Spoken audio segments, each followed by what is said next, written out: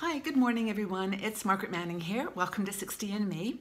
Thank you so much for being here today. I hope that you're having a good morning or afternoon so far, wherever you are in the world. But having a good day myself. It's I just feel like loving this weather. It's just a shifting season, and I really do enjoy that kind of sense of hopefulness and looking forward to the next thing. I hope that you do this every day. Just have this kind of moment of gratitude and reflection.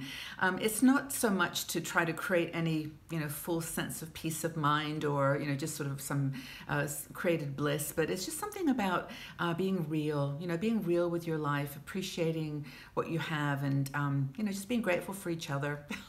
I'm grateful for you, and I really do appreciate you being here. Now, I am having my morning cup of tea, like I always do, and I've actually got a puka tea this morning. It's called Rooibos and Honeybush. It says here it's a copper red charm of organic earthly delights. Which sounds pretty cool to me. But and by the way, I have no association with puka tea at all. I just love them, and I love their their flavors. I just find they have a tea experience for me. So I've got my puka, rooibos, and honeybush, and I hope you're having a good morning yourself, and a cup of tea or coffee that you enjoy. So I wanted to chat with you today about something that will apply directly to many of you and indirectly to others. So I hope everybody can sort of feel a connection to this this discussion and get something out of it. Now, we have a great blogger. Her name's Anne Richardson, and Anne writes about all kinds of topics. She's an author of several books on different topics, and I really enjoy her writing. And she's written a book herself on grandmothering, and it's called Grandmothers Talk About Their Lives. Grandmothers talking about their lives, and it's a really lovely book. I actually ordered it because I wanted to read it myself, just becoming a new grandmother. I have one grandson, but I have a new grandson who's just arrived 6 months ago, and I just thought it would be really useful to read about other women's experience as a grandmother.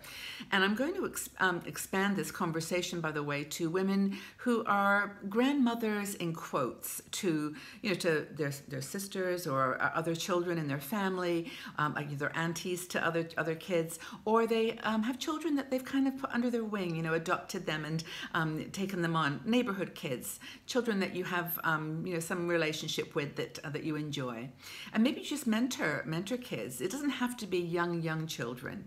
So anyway, basically, Anne, in her article she wrote for us called "What Sort of Grandmother Are You?"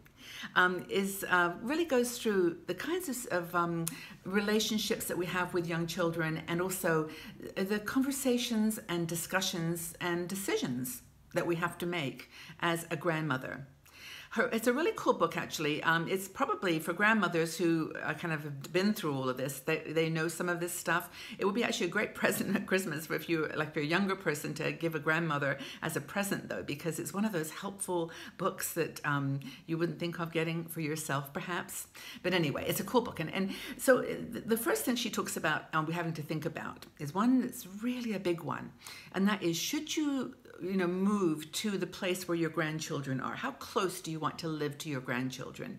There's not a lot of choice sometimes. I mean, sometimes you've got family that move away and your grandchildren are born in another city or even another country, and so you get to see them when you can.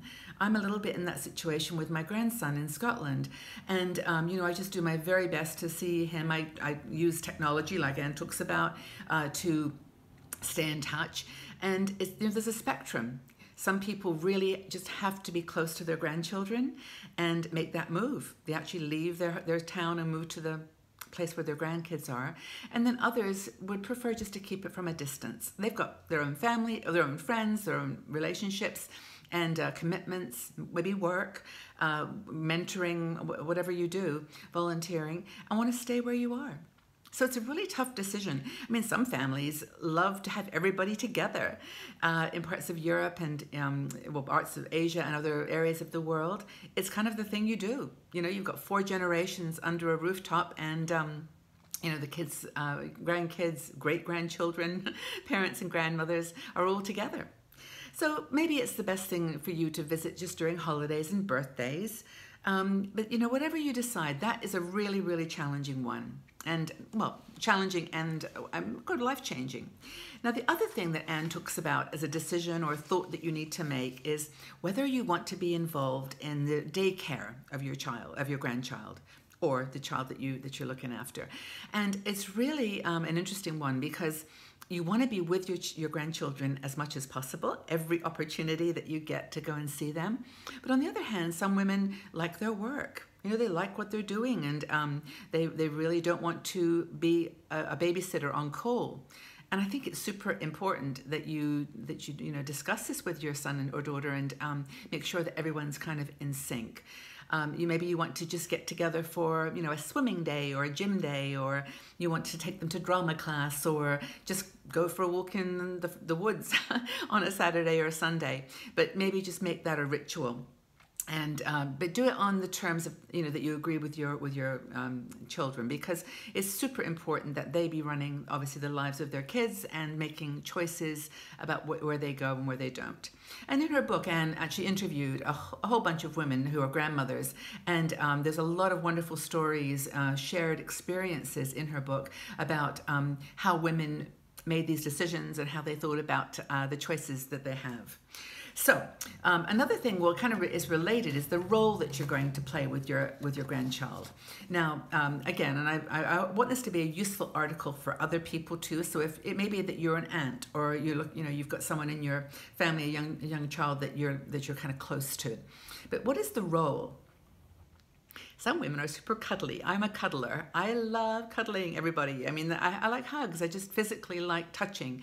And for me, with my grandchildren, I'm just all over them and they're all over me. We have a lot of fun just, being close physically.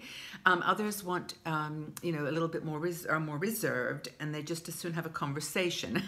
So they're better off, when the children are a little older, because that's where they feel comfortable. So I think that's important, the role. Another thing that Anne talks about, which is super important, is teaching the children. And teaching grandchildren is, kind of, you follow the rules of the parents. In my opinion, the pace that they want children to learn things, what topics they want to be discussed or not, it's up to them. It really is up to them. You can say, oh, when I was your age, we did this. And that's okay, but just be aware that it's a different world, and the things they do today are just their things, and we have to be careful not to judge. I think there are, though, some values, some things that are pretty much universal forever and ever that are good to teach your grandchildren and children you love. For me, it's kindness, compassion, courage, not giving up, being strong, and what's the word? Not committed, but being loyal to each other.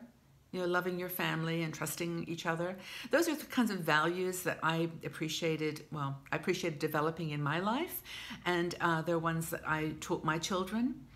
And I'm so happy. I'm so proud of my two sons, because it worked some level. They are the kindest, sweetest people in the world. I was this morning, I was feeling quite emotional about it, just how wonderful my boys have turned out. They're just nice people. Even if I met them on the street as complete strangers, I would love them to bits. They're just nice guys. They really are.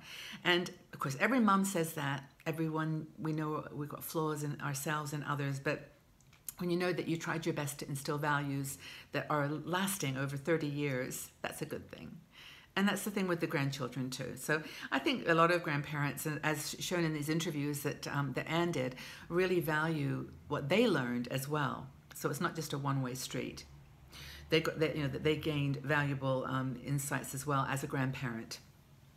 And that goes to the next point she makes, which is the impact of grandchildren on your life. Some grandmothers don't get that excited about it. I mean, it's really interesting and I know there is no judgment because everyone is different, but a lot of grandmothers don't really find that urgency to connect, but others just would be lost without it. They light up when their grandchild is in their presence, and they just beam with joy. And maybe the other women are beaming with joy inside too, but perhaps it's complexity. We just have to kind of understand that. Um, you know, one woman that Anne interviewed said that the house would be empty without her grandchildren. And she means that from her heart. So I hope this has been useful. I really enjoyed reading this book, as I said, and I've really found the experiences of other women where it was really, really useful.